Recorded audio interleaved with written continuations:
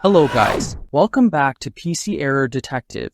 Today I'm going to show you how to install Google Play Store on Windows 11 quickly and easily using BlueStacks. Step 1.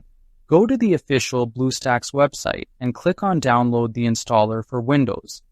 This installer is the program that will allow you to run Android apps on your PC, so it's important to get it from the official source. Step 2. Run the installer and follow the on-screen instructions to install BlueStacks.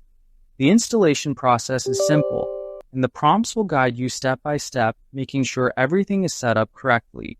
Step 3. Launch BlueStacks after the installation completes.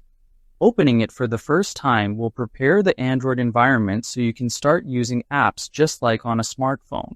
Step 4. Sign in with your Google account when prompted. Signing in is necessary because the Play Store requires a Google account to download and manage apps. Step 5. Open the Google Play Store app inside BlueStacks. Now you can search for any app you want, install it, and enjoy Android apps directly on your Windows 11 PC.